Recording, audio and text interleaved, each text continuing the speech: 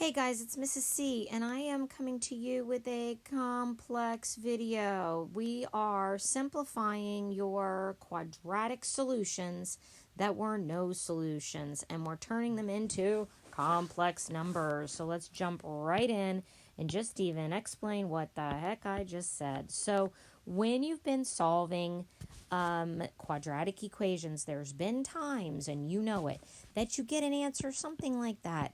X equals, let's say 2 plus minus the square root of negative 5 over 3.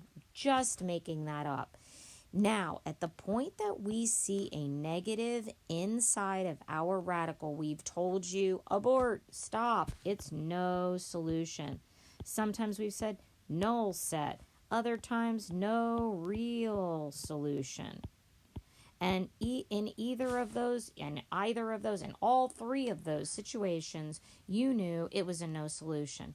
But now we're coming to you and saying, not exactly where you need to stop. So we can actually simplify a no solution further than this, and that is turning it into a complex number. And a complex number is very similar, to its name itself, complex. It means let's say it's just a mixture of a real solution and a non-real solution or an imaginary solution. It's complicated, right?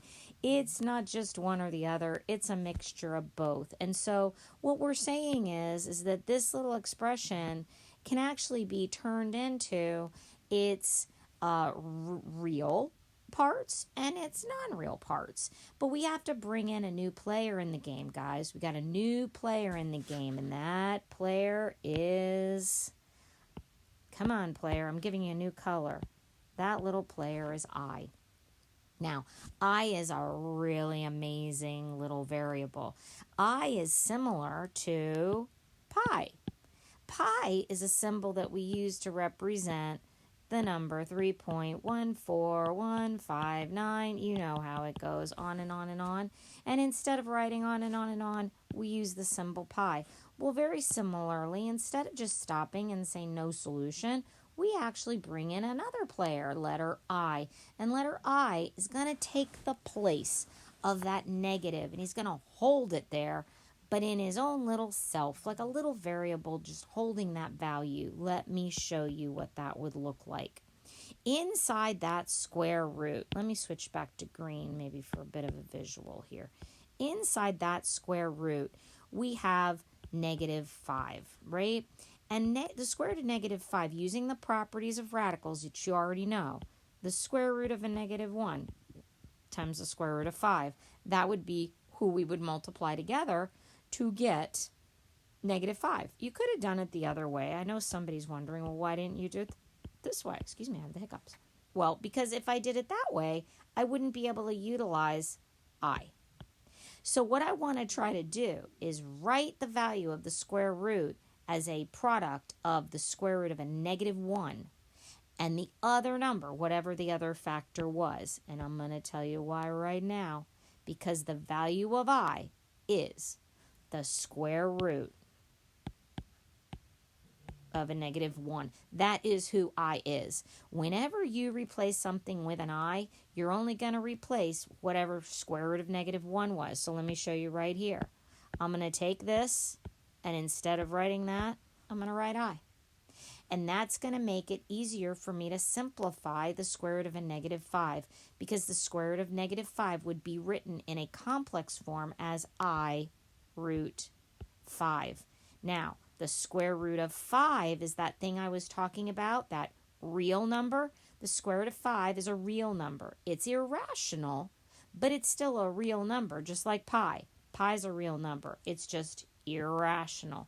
So we create a expression that is both imaginary and irrational, but at least it's real, making it a complex number. Oh, it's so complicated, right? Well, the math isn't complicated. The number is. And so if you come back up to the original green circle, I can actually swap in my new complex expression, I root 5. And that is exactly what we would write if we were actually going to write it in its complex form. 2 plus minus I root 5 over 3. So that's how those two pieces of the puzzle come together. Let's just try it again. So what if I gave you the square root of a negative 25? If you think of the square root of a negative 25 as its factors, its radical factors, we would want to keep the 25 and we would want to put negative 1 there. That is separating the numbers, imaginary part here, from its real part over here. Now the square root of 25 is 5, and then the square root of a negative 1 is I. Put those together, you got 5i.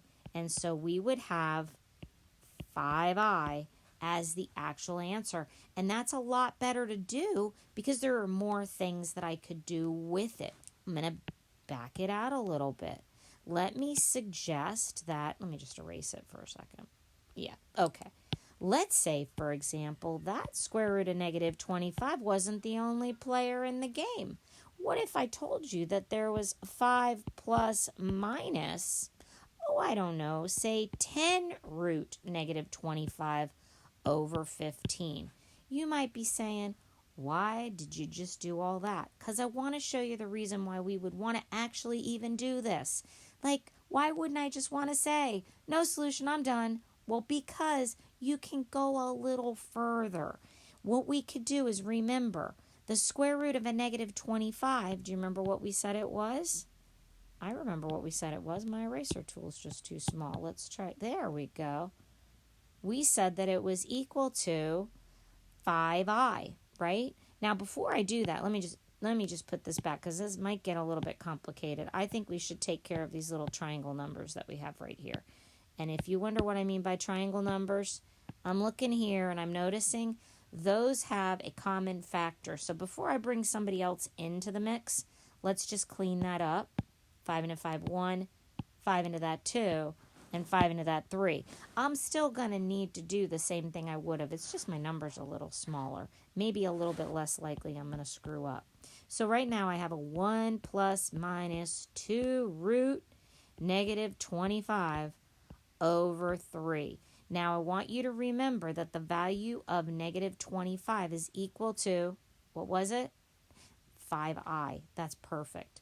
Now, this value is equal to 5i.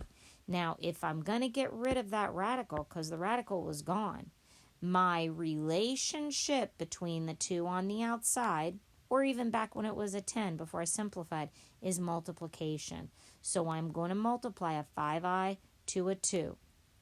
And here's the cool thing, guys. 5i times 2 would be the same as 5x times 2. You can multiply those together because you're really just timesing the 5 times 2, which is 10. And that little imaginary component is just staying next to it, just like an x would have. So we do have rules and laws of working with imaginaries, with complex numbers. We're only dealing with one situation here. 1 plus minus, we said it would be 10i over 3. And that is a way we were able to almost integrate that imaginary part into the problem and be able to go way further than what it looked like if you look through and you see the blue. All right, let's try another one. Let me clear this out and let's just practice. What if I gave you the square root of negative 20? The square root of a negative 20. All right, so let's see what you can do with this. Now you might say, well, I'm getting the hang of this. How about that?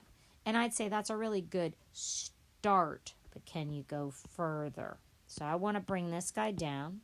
I don't want to forget about it. And then I want to break this one up into its parts of largest perfect square factor would be a 4 and a 5. And now we want to take out everybody we can take out, right? The square root of 4 is a 2. The square root of a negative 1 is I. And the square root of 5 we just leave because it's irrational. So we put these two together. An I times a 2 is a 2I. I'm going to come over here. 2I root 5. Okay, you've got all the basics you need. Now we're going to put it all together and work it with a quadratic equation. Okay, here we have a really sweet little quadratic equation, and I say that because look at how pretty the numbers are. I mean, they're really not very bad. We don't even have a quadratic number, a quadratic coefficient, so I think our math's going to be pretty straightforward. And you might actually think maybe I could factor that, because it does look factory, right? It looks like something we could work, but then look at our answer choices. No. We are absolutely not going to be able to factor this, because I can see what my answer choices are. Oh my gosh, spoiler alert. I just showed you the answer. Pretend you didn't know that. Let's see if we can forget. I'm going to erase it. I'm not reshooting this whole video just because of a little technicality. So we're going to pretend we don't know the answer. Okay, here we go. So we want our A, B, and C. So our A is 1, our B is 10, and our C is 27. And just a quick disclaimer, you do not want to do this video if you've never worked the quadratic formula before. And this is going to be a fast review of quadratic formula for sure. So just leave now and go practice the quadratic formula before you come back. All right, so we're going to go with the quadratic formula. X equals, we'll do negative b. That would be a negative 10 plus minus the square root. What's b squared? 100 minus 4 times AC. That's I'm going to write 4 times 27. Go to my calculator just to double check that. And that's over 2a. So 2 times 1 is 2. A quick off to the side of whatever 27 times 4 is, 108. So we have a negative 10 plus minus, this is 108. So 100 minus 108 is going to be the square root of negative 8. Right? At that point, you would have normally said, I'm out, no solution, but we're not done. Sorry, we're going to keep going. Over 2. Now is when we go off to the side. We take our little square root of negative 8. We break it down into its parts. A negative 1 and an 8. And then we want to take it a little further. Square root of 4, square root of 2. Don't let that little square root of negative 1 get lost. Square root of negative 1, I. Square root of 4, 2. Square root of 2, irrational. So what I'm going to wind up with when I simplify it is 2I root 2. 2I root 2. And we're going to go swap that right in there because that's what it's really equal to. 2I root 2. Now I'm going to use my triangle numbers. You see them, right? Here they are. All three are nobody. They do all have a common factor. 2 into 2, 1. 2 into 2, 1. 2 into that, 5. Negative 5. Now again, that little I is no different than an X when we're doing multiplication and division. It's a whole nother ballgame. Actually, it's actually not a whole nother ballgame. When you're adding and subtracting with I's, you can only add and subtract exactly alike terms. So it really is kind of the same as a variable. There's exceptions. I just can't think of them right now. So let's write our final answer. Negative 5 plus minus, looks like I, just I, 1I, root 2, over 1. Now, I know you remember, I hope you remember this was the answer. If you look really big, I'm going to zoom it in. Notice that the radical is only around the square root and the little I is in the back. Now, I ordinarily put the I in front. I don't put the I in the back, but I do know that the proper form when you're in this form for a complex number is to have the number and then the I after it. So my version doesn't make it wrong. I think mine may be a little bit less sophisticated, but just so that you don't think that this I is inside the radical, because it's not. It's outside of the radical. Very clearly, if you look at it, it's sitting outside of the radical. But I think my way actually looks a little bit less confusing, because you can clearly see that I is not inside the radical. So I'm not going to say my way is better, because I do believe that if I had a Algebra 2 teacher looking at me, they'd probably tell me I could put my I in the back. But I'm just being me, people. Just being me. Okay, let's try another one. Why not? We'll just give away the answer. The answer's B, so let's see if we can get the answer B. Now, the first thing I want to do, guys, with this is I would like to shrink these numbers down a bit, and I'd also like to get rid of the negative that they all have in common. So I'm dividing everybody by a -2. Just makes me happy. Now I'm showing you that just so that you can see whatever you do to one side, you do to the other, but there's a 0 on the other side, so it's not going to change anything. It is going to give me a little bit prettier of a problem to work with numbers. So I would have an 18x squared. I would have a positive 6x. And I would have a +5, just nicer numbers, right? So my A is 18, my B is 6, and my C is 5. And those are the guys that I want to input into my quadratic formula. So let's do it. -b, -6, plus minus the square root of b squared, which is 36, minus 4 times AC. So we're going to do 18 times 5. I'm not ashamed that I'm using a calculator. Yes, I should know that, but I am not risking screwing up my video just to prove to you I got good facts, because that would be serving nobody. And then it's times 2a, and that's going to be 36. I'm even tempted to double check that, but I'm feeling very confident. So simplify that out a little bit more. I got a -6 plus minus my 36 minus this one I can handle, thank you, 360 over 36. And here we are, guys. We're at that place where we would be tempted to say no solution, because we can see my larger number is a negative, and yes, it is no real solution, but I can give you a complex number that's going to represent both the real and the non-real part. So I'm going to say that's going to be equal to a -6 plus minus 36 minus 360, 324. I did have that calculation off to the side, just saying I didn't do it in my head. Okay, now I'm at a place that I want to get that little negative out, and wow, that's a big number. I recognize that number, but I don't know if you guys recognize that number. So let's just take the little square root. Maybe I do a different color just because I'm going off to the side and I'm kind of ignoring part of my problem. So I'm just looking at the square root of the -324 right now. Definitely you want to break it down, into a -1, right? And then it would be 324. 324, just to save us a lot of time and effort, that's a perfect square. So when you find the square root of a 324, I think it's 18. I didn't want to say for sure. It's actually 18. And what's the square root of a -1? You got it. I.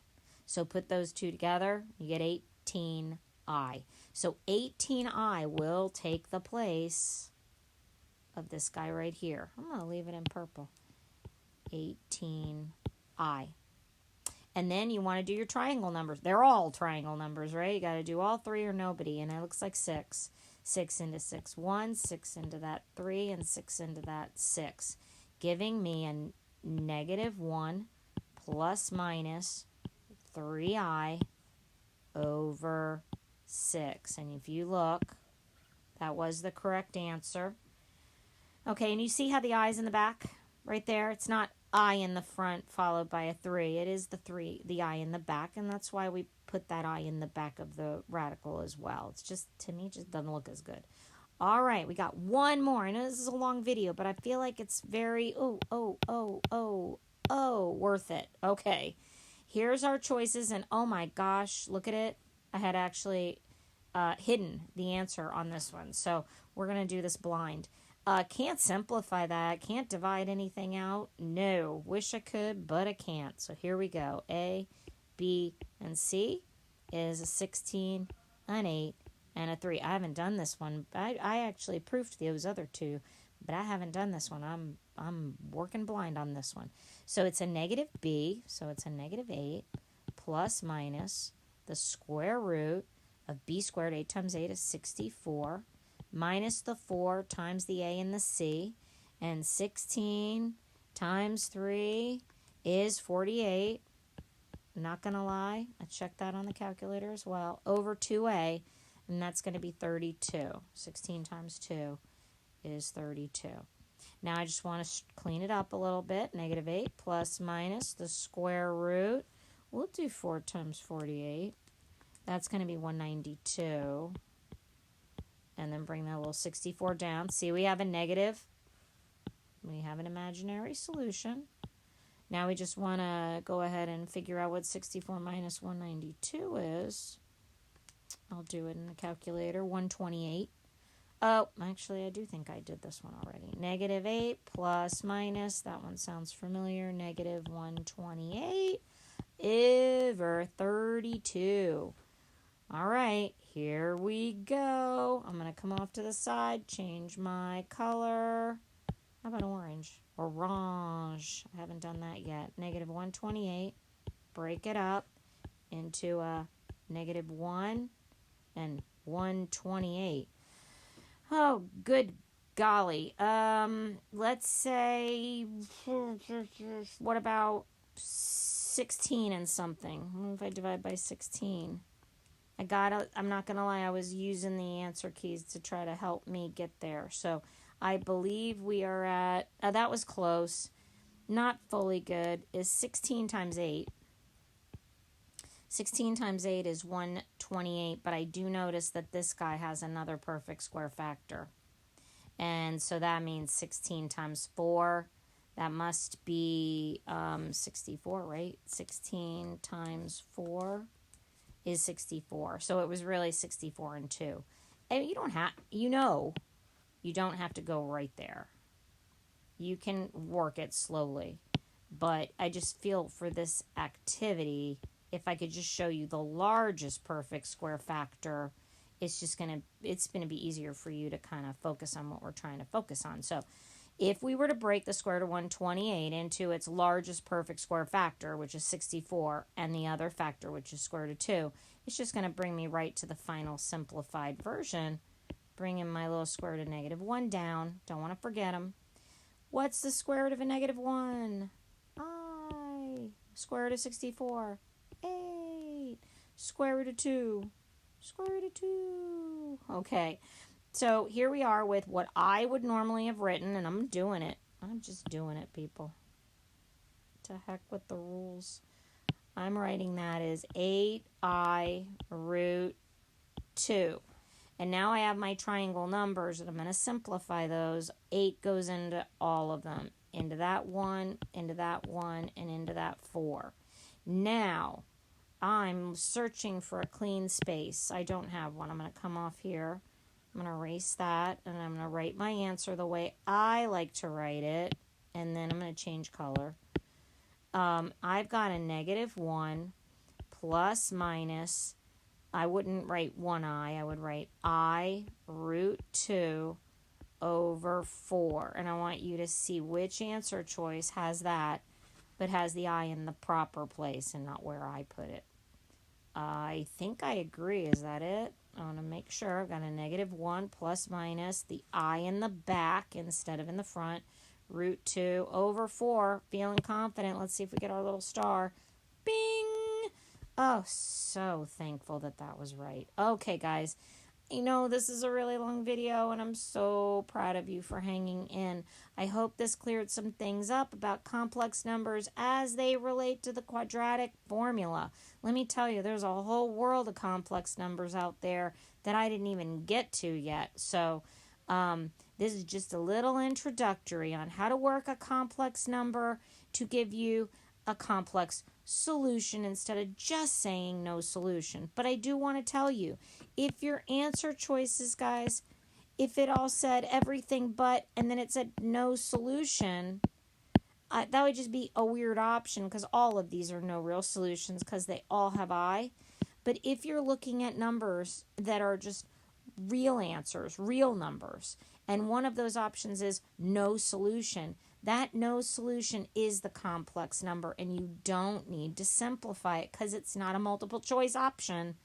If the directions tell you to simplify into a complex number, then you have to. So right here, we're on the border of where Algebra 1 and Algebra 2 kind of have a little gray area. This isn't really an Algebra 1 standard. It kind of is an Algebra 2 standard, but it's kind of mixing its way into my Algebra 1. And so that's why we were doing it today. Hope it clears up for you. And you know what? No matter what, I'm going to see you on the flip side. Later.